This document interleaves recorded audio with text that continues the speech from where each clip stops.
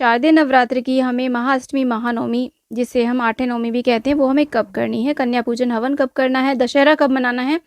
कलश का विसर्जन हमें कब और कैसे करना है? बहुत सारे कन्फ्यूज़न है, तमाम कन्फ्यूज़न आज की इस वीडियो में आपके दूर होने वाले हैं।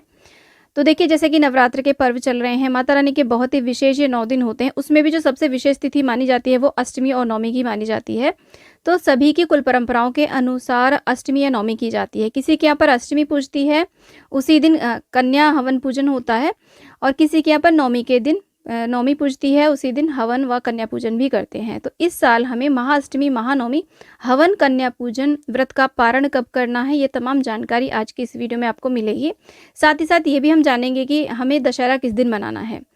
तो देखिए, अष्टमी तिथि जो प्रारंभ हो रही है वो 10 अक्टूबर 2024 को दोपहर 12:31 से शुरू हो रही है, और अष्टमी तिथि जो समाप्त हो रही है वो 11 अक्टूबर दोपहर 12:06 पर समाप्त हो रही है। तो ऐसे में महाअष्टमी हमें कब करनी है? तो देखिए, अगर आपके यहाँ पर अष्टमी तिथि होती है तो देखिए, उनको दो बातें जान लेना बहुत ही आवश्यक है। सप्तमी युक्त अष्टमी हमें नहीं पूजनी चाहिए। दूसरी बात, उदया तिथि के अनुसार ही हमारे यहाँ पर ज़्यादातर व्रत त्योहार किए जाते हैं। तो 11 अक्टूबर को उदया तिथि के अनुसार अष्टमी तिथि पूजना ज़्यादा शेकर रहेगा।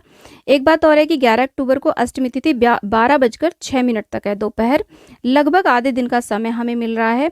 यदि इस दिन अष्टमी बहुत कम समय के लिए होती तो हम पहले दिन यानी कि 10 अक्टूबर को अष्टमी तिथि करना ठीक रहता, लेकिन पूरा आधा दिन हमें मिल रहा है, 14 घटी के लिए हमें ये तिथि मिल रही है, तो काफ़ी समय मिल रहा है। तो इस दिन अष्टमी पूजन करना, कन्या पूजन, हवन आदि करना ज़्यादा शेकर रहेगा। तो अष्टमी तिथि की कढ़ाई हमें 11 अक्टूबर दिन शुक्रवार को ही करनी चाहिए। तो ऐसे में जिनके यहाँ पर अष्टमी के दिन कन्या पूजन हवन होता है तो वो 10 अक्टूबर को भी व्रत करेंगे और 11 अक्टूबर दिन शुक्रवार को अष्टमी तिथि पर कन्या पूजन करेंगे। 11 अक्टूबर कन्या पूजन का जो शुभ समय रहेगा वो रहेगा सुबह 9 बजे से 10:30 बजे तक। ध्यान रहे, शुक्रवार का दिन है और 10:30 बजे के बाद राहु काल शुरू हो जाएगा। तो इससे पहले पहले आप अपना कन्या पूजन कर लें, या फिर इससे पहले पहले आप कन्या पूजन अपना प्रारंभ कर लें। राहु काल में कोई भी हमें शुभ कार्य नहीं करना चाहिए, क्योंकि उसका हमें शुभ प्रतिफल प्राप्त नहीं होता है। आप कन्या पूजन 10:30 से पहले पहले तो प्रारंभ तो अवश्य ही कर दें। तो अब जान लेते हैं कि जिनके यहाँ पर नवमी होती है वो कन्या पूजन हवन आदि कब करेंगे। तो देखिए, नवमी जो तिथि होती है ना, वो सायंकाल व्यापिनी भी मान्य होती है। तो जो नवमी के दिन कन्या पूजन हवन आदि करते हैं वो भी 11 अक्टूबर को ही कन्या पूजन करेंगे। इसी दिन दुर्गा अष्टमी मनाई जाएगी, इसी दिन दुर्गा नवमी मनाई जाएगी। देखिए, 11 अक्टूबर को दोपहर 12:06 के बाद से नवमी तिथि शुरू हो जाएगी। राहु काल भी 12 बजे समाप्त हो जाएगा। तो उसके बाद आप अपनी नवमी तिथि का कन्या पूजन हवन आदि कर सकते हैं।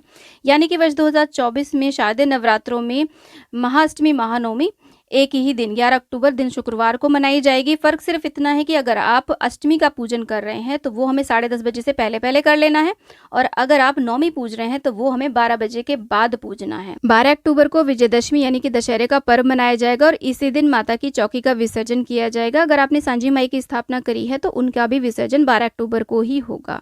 अब हमें व्रत का पारण कब करना है? तो देखिए, आपके यहाँ पर अष्टमी तिथि होती है तो सुबह 10:30 बजे से पहले पहले आप अपने व्रत का पारण कर सकते हैं। कन्या पूजन हवन आदि करने के बाद में जो प्रसाद आपने माँ को अर्पित किया उसे खा करके आप अपने व्रत का पारण करें।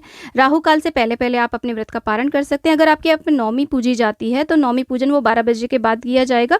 तो उसके बाद में आप हवन, कन्या पूजन करने के बाद में शाम तक कभी भी आप अपने व्रत का पारण कर सकते हैं।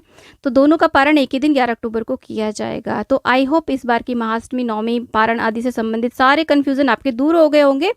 वीडियो यदि आपको थोड़ा सा भी पसंद आए तो प्लीज़ वीडियो को लाइक, शेयर एंड चैनल को जरूर सब्सक्राइब करना, और कमेंट बॉक्स में जय माता दी अवश्य लिखना। फ्रेंड्स, माँ भगवती की कृपा सभी पर बनी रहे। जय माता दी।